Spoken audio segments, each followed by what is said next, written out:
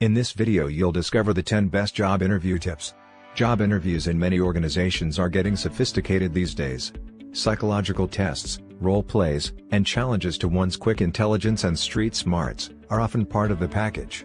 While it's impossible to anticipate everything you may encounter, here are 10 tips that will help you negotiate the interview process successfully. 1. Prepare and over-prepare. It is assumed that you don't go in with egg on your tie, spinach in your teeth, or without a thorough knowledge of the organization and position for which you are interviewing. Beyond that, there's an important principle that will enable you to be much more confident. It's called over-preparing. It goes like this: plan your strategy, your answers to all the possible questions you may be asked, or the challenges that may be thrown at you, and then practice, practice, practice. Role play and repeat your best responses until they are completely natural, until they simply roll off your tongue, with the apparent spontaneity that comes only with successive repetition. 2.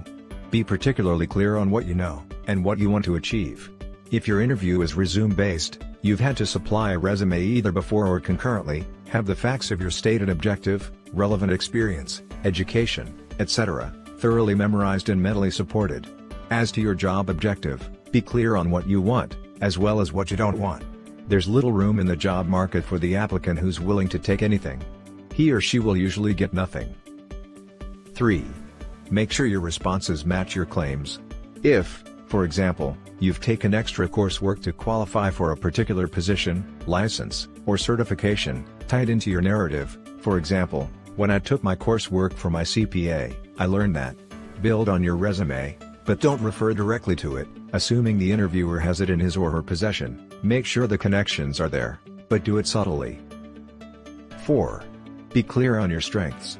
You're almost certain to be hit with questions pertaining to your strengths and weaknesses. Know your strengths, and emphasize those that relate specifically to the position for which you're being considered.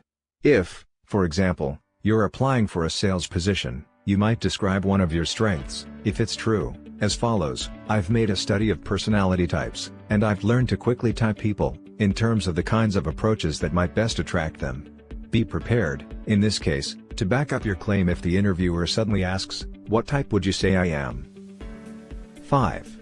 Describe your weaknesses as strengths. This is tricky, so let's think about why the question is asked. The interviewer probably wants to learn several things about you with this question, such as, whether or not you are arrogant. I really don't think I have any weaknesses, whether you know yourself. Well, I've never really thought about that. And finally, what you are doing to eliminate your weaknesses. Here are 2 ways to answer this question, so that you leave a positive impression in the mind of the interviewer. A. Show that, in overcoming a weakness, you've learned. If, for example, there's a period in your chronology that just doesn't fit, say that you took a job selling cars between jobs as an accountant. It happens, you might tell the interviewer, one weakness, which it took me some time to overcome, was that I really wasn't sure that I wanted to be an accountant. For example, in 1988-90, I worked as a car salesman. I did so because I couldn't decide if I wanted to make accounting my career. That experience taught me that I really didn't want to sell products, and that I was much more challenged by the opportunity to solve client problems. B. Pick a weakness that is really a strength. If, for example, you're interviewing for a job in an organization you know is hard-charging and unforgiving of average performance, you might say, one of my weaknesses is that I tend to be impatient with people who aren't willing to pull their full weight and give 110%. In this case, your weakness may help you get the job. 6. If you've been fired, be forthright about it. So many people have been laid off, through no fault of their own in the past 10 years, that it's no longer a stigma to have been fired. Unless it was for justifiable cause, for example, you socked your boss. Answer directly, but without a charge in your voice. Expressing your bitterness over being let go tells the interviewer, rightly or wrongly, that you can't accept the realities of modern free enterprise, that downsizing is acceptable and often necessary. 7. Be clear where you want to go. A standard question which has all manner of variations is, where do you want to be 5 years from today? Only today, the answers are different. Unless you plan to inherit dad's company, your answer is apt to be a lot more general than it might have been a decade ago. Why? Because the economy and nearly every industry are changing so fast, that specificity with respect to the distant future is extremely difficult. So, instead of responding to the question with, "I plan to be in a position of senior leadership in this company," you might want to say, "I plan to become qualified in every phase of this industry." The exact response depends upon the specifics of your job hunting campaign, but the principle is, be specific while allowing yourself the flexibility, which suggests that you understand the complexities of the business you're applying for. 8. Have clear personal standards. This is a sleeper, because, on the face of it, the question doesn't seem to have much to do with the immediate interview. Today, however, many organizations are looking for people who do have standards regarding their personal and professional lives, who can articulate them clearly and concisely, and who live by them. In this case, the briefer, the better. I delegate my weaknesses. I don't take on projects unless I can give them 100% commitment. I respond in specifics and avoid meaningless generalities. I am committed to lifelong learning and growth. 9. Interview the interviewer. The applicant who will take anything offered is unlikely to win any but the most temporary of positions. A competent interviewer, there are some, will respect your efforts to assess the organization and the position, in terms of whether or not it meets your requirements. And you owe it to yourself to have defined beforehand what you ideally want and what you are willing to settle for, under certain conditions.